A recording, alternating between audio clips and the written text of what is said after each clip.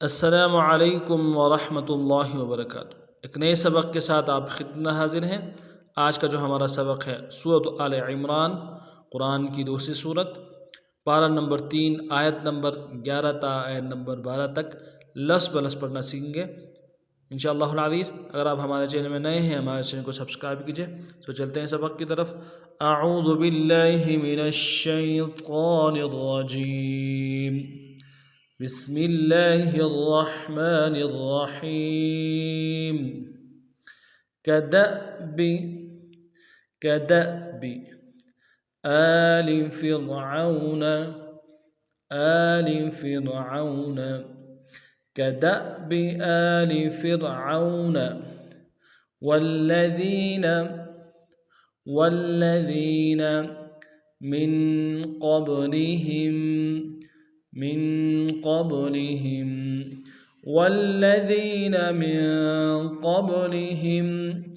كدأب آل فرعون والذين من قبلهم كذبوا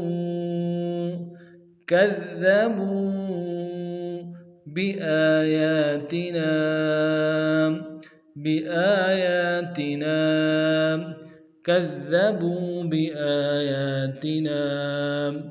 فأخذهم الله بذنوبهم والله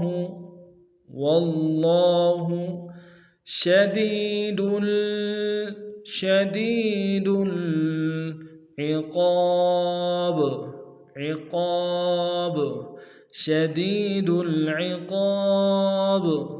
والله شديد العقاب.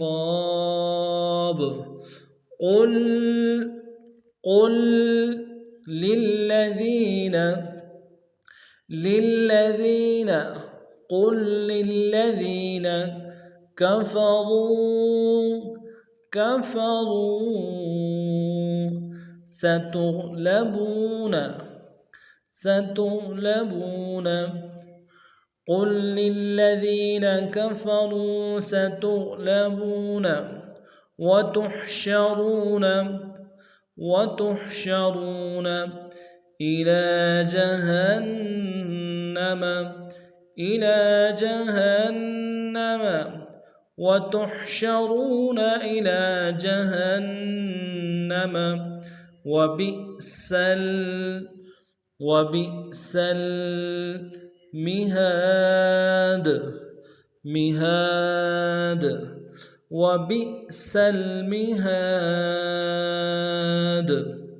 وبئس المهاد. अब पूरे सबक को रवा पढ़ते हैं।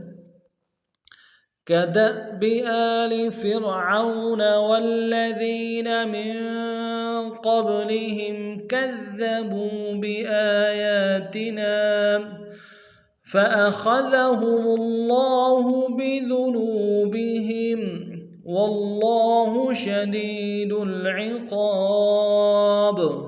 قل للذين كفروا ستغلبون وتحشرون إلى جهنم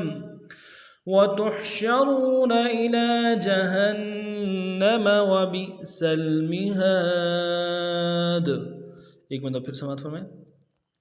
كدأب آل فرعون والذين من قبلهم كذبوا بآياتنا فأخذهم الله بذنوبهم والله شديد العقاب. قل للذين كفروا ستغلبون وتحشرون إلى جهنم وبئس المهاد. आज का सबक इतना ही था। नए सबक में फिर मिलते हैं। तब तक के लिए अस्सलामु अलैकुम व रहमतुल्लाहि व बरकातुहू।